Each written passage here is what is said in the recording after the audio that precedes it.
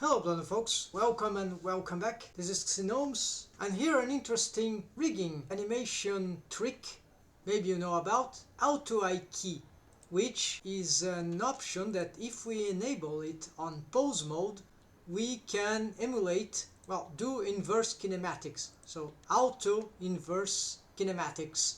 And I've made here a shortcut which is Shift Alt X. So just as the Shift X, I think this is default for the X mirror. So just change shortcut, actually, or remove shortcut, assign shortcut, and there we go. Of course, this can be used even in a combined way, right? So you see, both sides are working together. Another trick here, go to select. If I have, for example, all these fingers here, go to select and select mirror, then we have only the other side. Anyways, reset. In order to have the auto key option to work properly, we need to have a chain of bones which parenting is connected for all the bones directly involved. By changing to display as octahedral, maybe this is easier to check. So if I have any bone here that is disconnected parenting, like let's say this disconnect bone, then this will fail. The I key chain will be discontinued.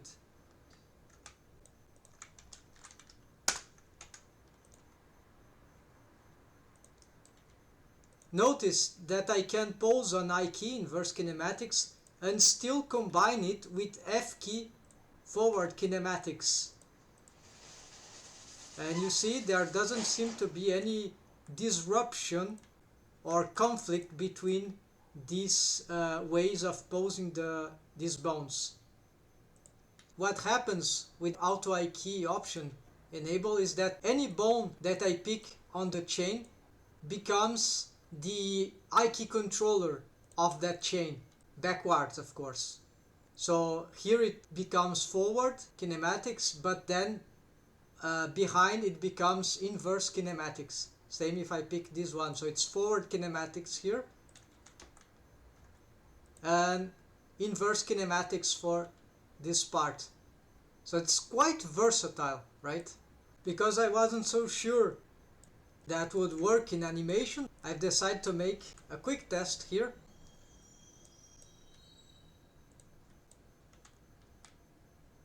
To see if, for example, there wouldn't be any sort of conflict in keyframing for this approach.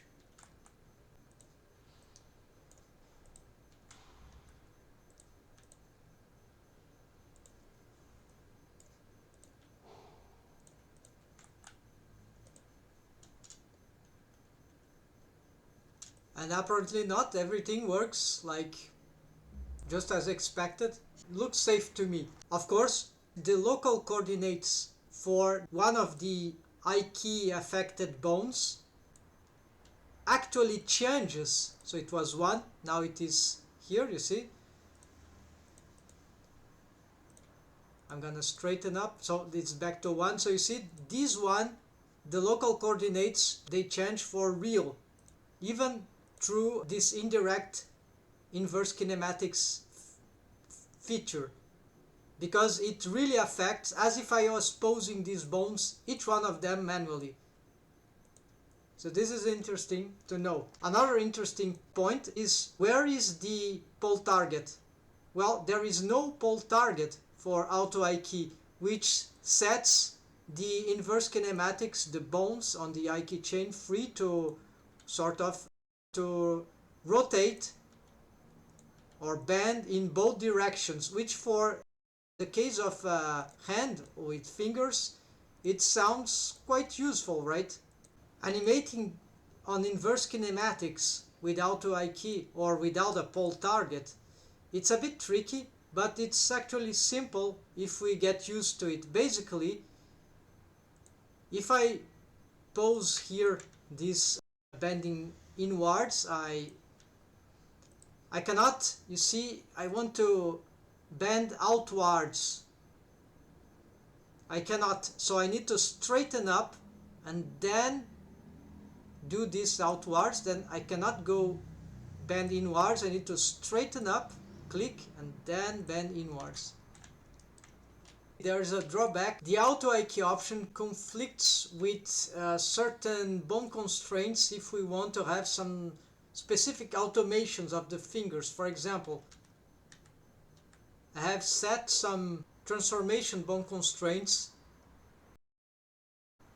that would allow this bone here, this controller bone, to move all the bones, you see, make this kind of motion. There are different ways, strategies to achieve that, but these bone constraints, unfortunately, they will conflict with the auto IK. So you see, the posing of the auto IK gets messed up, so we cannot, it's very hard to do animation like that, right? This doesn't mean there are any dependency cycles. We check here on the window console. Yet the results are not good, and my Blender crashed already 2 times. So either we use pose assets or just pick all the bones, and right, it's not super terrible, but I think pose assets, it's good enough for a clenched fist, and this also works very well, right? It's kind of funny. Let's test pose asset, right? Something just simplifying here. Let's select all these, then hand, yeah, Shift F1.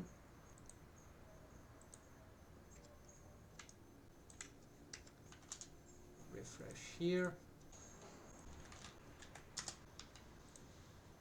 Okay, select all the bones here for that hand, and of course reset, select the bones, and here we go. So you see, those assets, they sort of can solve the issue for that kind of controller, and we can still have everything going on, right? So I think this is very accurate combination so far of features, right? Worked very smoothly, right, folks?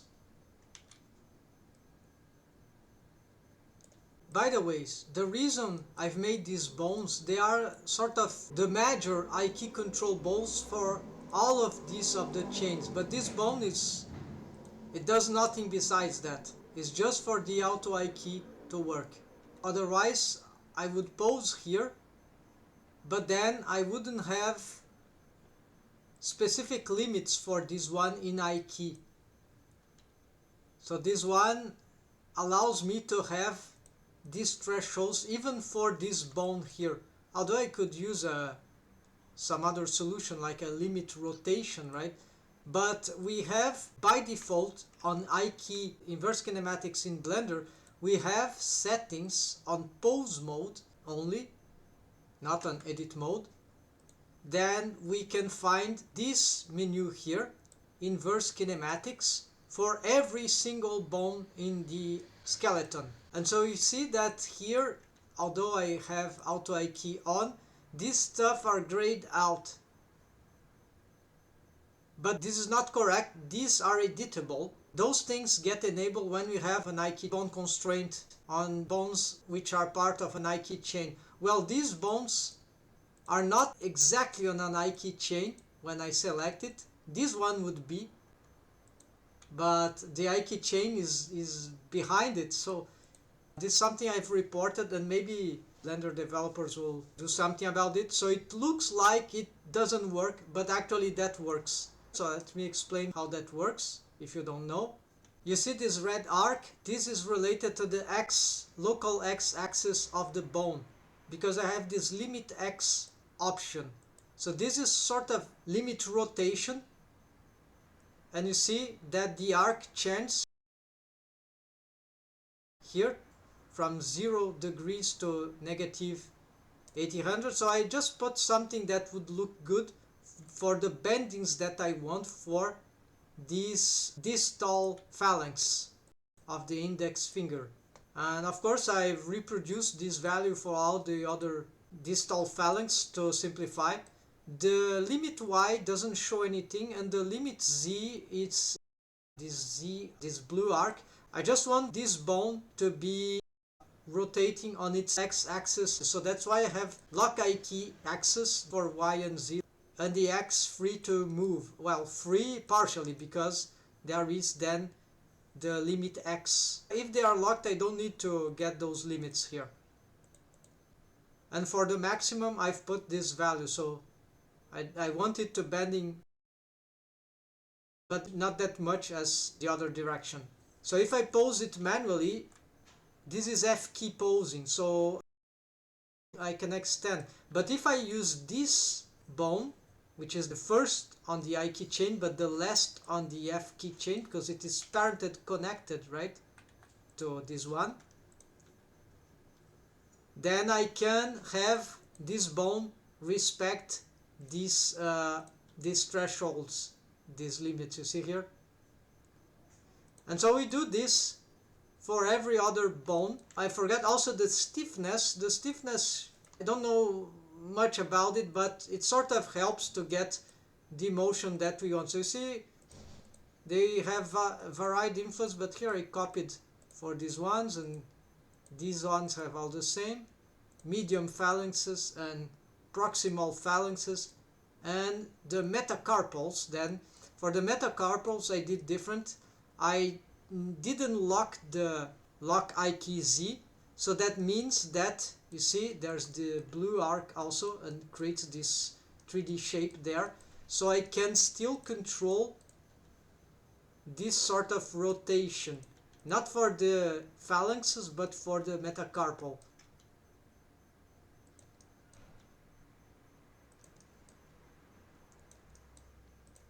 And so there I have a stiffness. I've augmented the stiffness. Yeah, the maximum actually it has.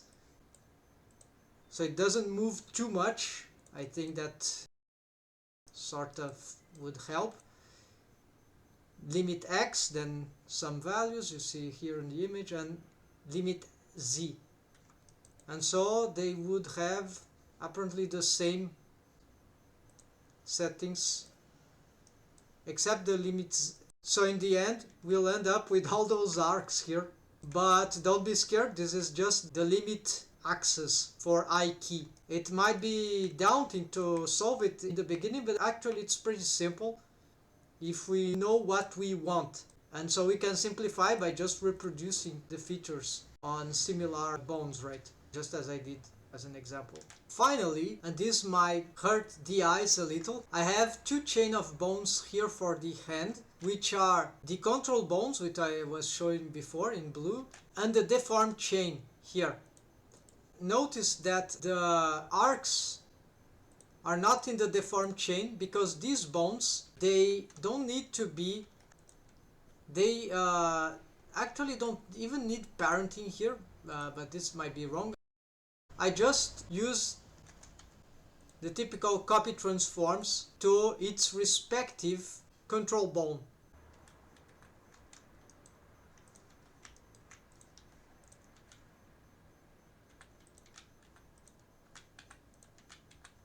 And this is parented to the, of course, to the control chain, the I key stuff, right? So this is not a chain, and this is not even required to be a chain, as long as it has its strict copy transforms, world spaces, to the bones on the I key chain of the control rig. And this is not just a mechanism rig or a mechanic rig. This is indeed also a control rig, because I can manually pose them, and still I could have another layer just as mechanic rig, but you see it's not even required in this setup to have F key and I key working in synchrony. So the deformed bones here, they hold the wave painting for the hand and the fingers, and they do not require the settings here for the inverse kinematics panel. This, it's just for the bones on the control rig. If I were not to pose these bones at all manually and just relying on these further bones here, then really this could be just a mechanism chain, a mechanism rig. But I think like this it is more versatile because I can control on FK from each part and even on I key. And then I can of course turn it off if I don't want any sort of interference, right? But just be aware when you have this on or off. So let's look at everything at the same time. So you see, no matter what I do, the deform rig is always following the control rig. So there's no offsetting that I know here. And there is some sort of simultaneous condition for posing F key and I key. So I cannot pose the deformed bones in any ways. So I'm just showing here how this rig works. And for the last bones here, they are just parented to deform wrist bone, but it could be a mechanism wrist bone or a control wrist bone, a master wrist bone. It doesn't really matter.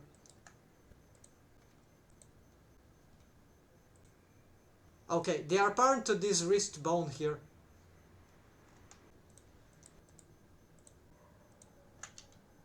As you can see. Which is a bit disorganized because control bones parented to deform bone, but it works. So feel free to do your own setup. But the important thing that I wanted to show you was indeed how the inverse kinematics thing works. And it's very cool. So that's it, folks. Thanks for watching. If you enjoyed the content, like, subscribe, comment, and I see you around. Take care. Happy blending, folks. See you soon.